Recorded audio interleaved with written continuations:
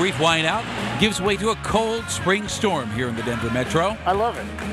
What are you going to do? It's still spring. It's Colorado. Shelters and emergency centers are packing up and shutting down as the snow tapers off. But it was a different story in other parts of Colorado. In Pueblo, a gustnado grazed Pueblo West High School. And on the Front Range, semis spun out, cars in the ditch, as heavy snow blankets I-70. It feels like it's been a long winter, you know, so ready for summer. Denver 7 at 10 starts right now. A deadly crash in Summit County, I'm afraid. In the last 15 minutes, we have learned one person has died in a rollover on I-70 near Copper Mountain. This winter storm today brought heavy snow to the Front Range, and the storm is still trucking, now bringing blizzard conditions to the eastern plains. So right now, two major highways are closed. I-76 from Lock Buoy all the way to Nebraska, and I-70 from E-470 nearly to Kansas. So let's go to Chief Meteorologist Mike Nelson. And Mike, here in the metro, the blizzard warning is now canceled. That is a little bit of good news, but I'll tell you, it is a nasty night out here. And looking out on the roads, they are very, very slick throughout the downtown area and all along the I-25 corridor. Let me show you what it looks like currently as far as our warnings. Now, we do have a lot of them. High wind warnings, southeast Colorado. Blizzard warnings northeast, winter storm warnings in the mountains. Zooming in a little bit closer, though, this is just in the past hour. It has been downgraded along the I-25 corridor to a winter weather advisory as the worst of the conditions have shifted a little bit farther to the east. That's where the strong winds continue to whip around and the snow is intensifying over northeastern Colorado. Across the entire state, we'll have snow continuing tonight, but maybe just another couple of inches in the Denver area. What is going to continue to fall? The temperatures. It's really cold. 20s, teens, wind chills in the single digits. Roads closed tomorrow morning across northeast Colorado. A very slick and slow drive in the metro and a cold, cold day in April. I'll have more details on that coming up in just a few more minutes. Well, we'll see you back inside, Mike. Thank you. And blowing snow and ice has shut down 70 miles of Interstate 70 starting at E-470. Liz Gilardi is out near Tower Road and I-70. Liz, you've been out there most of the day and you've seen a lot of crashes.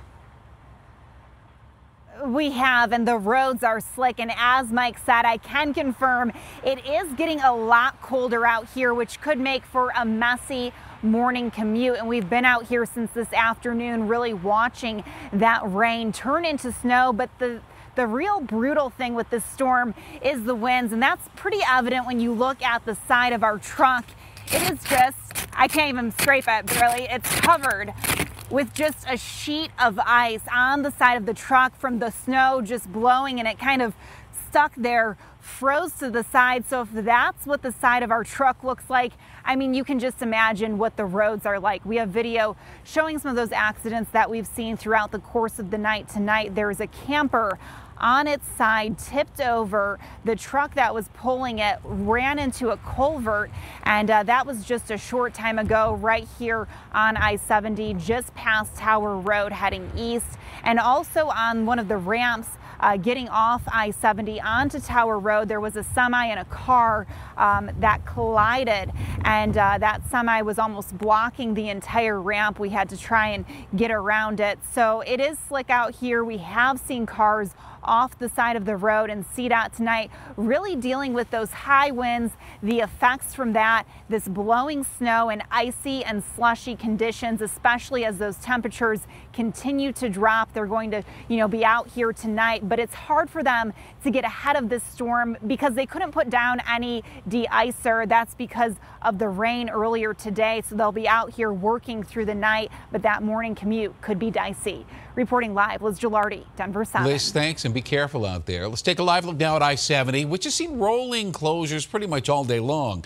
And CDOT, in fact, just opened up eastbound near Vail after a number of semi-trucks spun out there. And right now, chain laws are in effect on I-70 in both directions from Morrison to Idaho Springs. Now, right now, Colorado chain laws just apply to the big rigs, but cars could be next. There's a bill moving through the legislature which would make traction laws permanent from fall to spring for all vehicles that take I-70 to and from the mountains in bad weather. Anyone who's ever driven through Eisenhower knows you can have dry roads on one side and a full-on whiteout on the other side. The rules would apply to all cars, trucks, SUVs, and semis from September 1 to May 31st. And now let's check in with Denver 7's Tom Mustin, who's live near the Palmer Divide. And Tom, in just the last hour, icy conditions have led to several crashes there. That's right, Shannon. The wind is blowing, the snow is still falling, temperatures are plunging. And because of that, I-25 behind me, there's a sheet of ice. CDOT tells me in the past hour, there have been 4 accidents on nearby Toma Road here.